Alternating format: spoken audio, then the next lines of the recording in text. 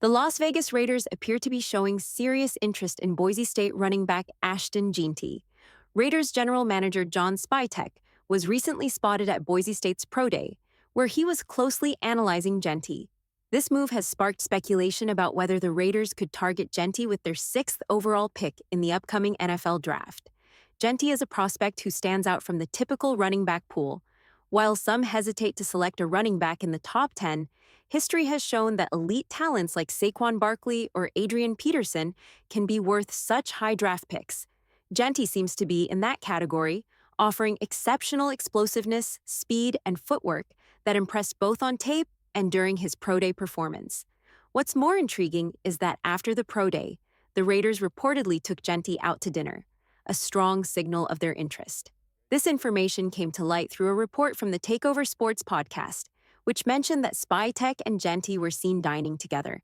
The timing of the dinner, immediately following the workout, suggests that the Raiders are seriously considering Genty as a potential first-round selection. It's also worth noting that Boise State has another draft prospect, defensive end Ahmad Hussein, who led college football in sacks 2 seasons ago with a remarkable total. While Hussein might not be a top pick, he could be a late-round selection or a priority undrafted free agent. Spytek's presence at the Pro Day could indicate interest in both players, but Genty seems to be the primary focus. The fact that a general manager attended the Pro Day is particularly significant. Sending a scout would have been standard, but for Spytek to attend personally shows a level of commitment and interest that can't be ignored. The Raiders could very well be positioning themselves to add a dynamic player like Genty to their roster. The Raiders skipped Ohio State's Pro Day yesterday to attend Boise State's Pro Day instead, a decision worth noting. This move hints at potential interest in Boise State players, particularly running back Genty. While I hesitate to take running backs early in the draft, I do believe that if you have a talented running back, you should either pay them or draft their replacement in the top 2 to 3 rounds. Otherwise, you end up in situations like the Raiders last year. The team struggled at the running back position, entering the season with Zamir White as RB1, a decision I questioned from the start. White had a few long runs in the previous season that skewed his numbers, but I wasn't convinced he was ready to take the lead role. Although the Raiders chose not to pay Josh Jacobs, a reasonable decision given the position's physical demands and Jacobs' 5 years of wear in the NFL, they also didn't draft a replacement.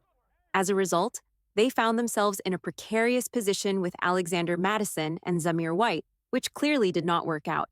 This year, the Raiders appear to be taking a different approach. General manager JohnSpytek has a history of drafting running backs, such as Bucky Irving in the 4th round for the Buccaneers, along with Rashad White and Leonard Fournette in earlier drafts. Genty could be the next in line, as he's a dynamic playmaker who could add explosiveness to the Raiders' offense. However, there are long-term considerations that come with drafting a running back early. For instance, let's say the Raiders draft Genty, and he performs well for 6 years before starting to decline in years 7 through 9. Meanwhile, if they pass on a player like a top-tier offensive tackle or wide receiver, players who often have longer and more impactful careers, it could end up being a mistake. Offensive tackles, for example, can develop into elite players who maintain peak performance for over a decade. That said, if Genty becomes the best running back in the NFL, the decision could pay off. Ultimately, the Raiders need to ensure they address their offensive line, as the current unit isn't strong enough to support sustained success. Perhaps they have a plan in place, targeting offensive linemen who are still available in later rounds. Either way, if the Raiders are serious about drafting Genty, they need to weigh all the potential outcomes and make sure their offense is built to maximize his contributions. The Raiders are taking full advantage of their 30 allotted pre-draft visits, and offensive lineman Will Campbell is among those confirmed to meet with the team this week. According to Jordan Reed of the SEC Network, Campbell has already visited the Patriots and will visit the Raiders soon. It's worth noting that Campbell chose to stand on his scouting combine numbers instead of participating in LSU's Pro Day, which coincided with Boise State's Pro Day. Raiders general manager JohnSpytek opted to attend Boise State's event instead, fueling speculation about the team's draft priorities. Campbell is an intriguing prospect, primarily as a left tackle in college, though there's ongoing debate about whether his skill set is better suited for guard at the NFL level. This debate was heightened by recent buzz on social media, where Campbell himself dismissed concerns about his arm length potentially limiting his effectiveness as a tackle. Regardless, Spytek's track record suggests that the Raiders may view Campbell as a versatile option. Spytek has previously emphasized the value of transitioning tackles to guard, as seen with the Buccaneers' selection of Cody Mauch, a college right tackle who became a successful right guard in the NFL. The Raiders also recently met with another versatile lineman, Charles Grant, whose physicality and skill make him a standout player. Similar to Campbell, Grant was a college left tackle who could potentially transition to guard in the NFL. The Raiders appear to be exploring this approach as part of their strategy to solidify the offensive line. However, there's a critical question. Where should Campbell be drafted? If the Raiders were to select him with the 6th overall pick to play guard, it would likely be seen as a significant reach. However, if they view him as a potential tackle, the selection could be justified.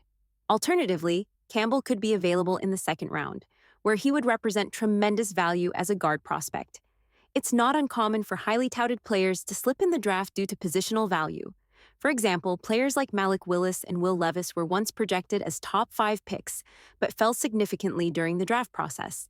The same could happen with Campbell if teams evaluate him strictly as a guard due to his arm length.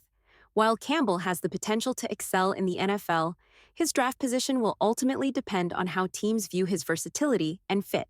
For the Raiders, the key will be aligning their draft strategy with their long-term offensive line needs. If Campbell is available in the 2nd round, he could be an excellent addition, particularly if the team values his potential to thrive as a guard. Will Campbell's challenges against long-arm defenders have been a consistent talking point? While he's excelled at the college level, transitioning to the NFL is a different story. In college, Campbell only faces 1 or 2 NFL-caliber defensive ends in a season. In the NFL, he'll face elite defensive linemen week in and week out, and his struggles against length may become more apparent. Despite these concerns, the Raiders' decision to bring him in for a visit shows their interest. Selecting him with the 6th overall pick, however, would be a questionable choice unless they see him as a tackle. A more logical scenario might involve the Raiders trading back to the 20th or 25th pick and selecting Campbell there. This approach would maximize value and still allow the team to address their offensive line needs. The Raiders also remain active in evaluating other potential picks, particularly in the interior offensive line, a position GM JohnSpytek has previously emphasized. Players like Ashton Genty, Hunter, and Abdul Carter could be targets, and if they're off the board, a trade-back scenario becomes even more plausible. Switching gears, an interesting comment recently came from Shedur Sanders during an interview with Skip Bayless. When discussing his son, quarterback Shedur Sanders, Shedur listed several teams, including the Raiders, as potential fits. However, his phrasing, "if it's still the Raiders," sparked intrigue. This could imply prior discussions or interest from the Raiders about drafting Shedur. It's also worth noting the broader context of Shedur Sanders' draft stock. Initially projected as a top 2 pick earlier in the process, his stock has taken a noticeable dip. Reports have highlighted concerns about his engagement during meetings and events, including skipping the Senior Bowl and opting not to throw at the Combine or his own pro day. These decisions have raised red flags, leading many to question his commitment and readiness for the NFL. Despite this, the possibility of the Raiders drafting Shedur Sanders remains interesting. It's possible that Spytek's presence at Boise State's Pro Day was part of a broader strategy to let other teams trade up for certain players, potentially allowing the Raiders to trade down and target Shedur or other prospects later in the 1st round. Ultimately, the Raiders' approach to this year's draft remains layered with intrigue. Whether they target Will Campbell, Shedur Sanders, or another prospect, Spytek's strategy seems to be about maximizing value and building a foundation for long-term success. There's been a lot of chatter about Shedur Sanders and how he's perceived during this draft process. Some claim he carries an air of feeling, as though he's already proven himself and has nothing left to prove. Whether or not that's true is unclear, but it's certainly a narrative that's been circulating. It's not unusual for this kind of speculation to surface around prospects during this time, as teams and analysts dissect every detail of a player's behavior and mindset. To illustrate this point, let's consider another prospect, James Pierce Jr. By all accounts, Pierce is a top 15 talent with immense potential. However, reports suggest he struggles with uncontrollable anger issues, which has led some to believe he may slide significantly in the draft. Teams in the NFL want players who can channel their emotions constructively and maintain a professional demeanor. If these concerns about Pierce are valid, it's possible he could fall to the third or fourth round, despite his talent. This isn't the first time we've seen character or personality concerns impact a player's draft stock. Take Jalen Carter, for instance. Questions about his passion for the game surfaced last year, creating doubts despite his talent. Similarly, Tyrus Sweat was a highly regarded player whose commitment was questioned. Reports suggested he prioritized partying over preparation, and while he showcased his talent on tape, those concerns caused him to fall to the second round. Coincidentally, he was arrested for a DUI just weeks after those reports emerged, seemingly validating the concerns teams had. In Shedur Sanders' case, whispers about his mindset and attitude persist. There's a perception that he embraces a celebrity mentality, feeling above the process. For example, at the Hula Bowl, he arrived with an entourage and cameras following his every move. This might not seem like a big deal, but it contributes to the narrative that he's more focused on his image than proving himself on the field. Ultimately, only time will tell how these factors influence Sanders' draft stock. For now, the Raiders may have other priorities, such as targeting Boise State's running back or another prospect. As always, let me know what you think in the comments below. Don't forget to like, subscribe, and stay tuned for more updates. See you next time.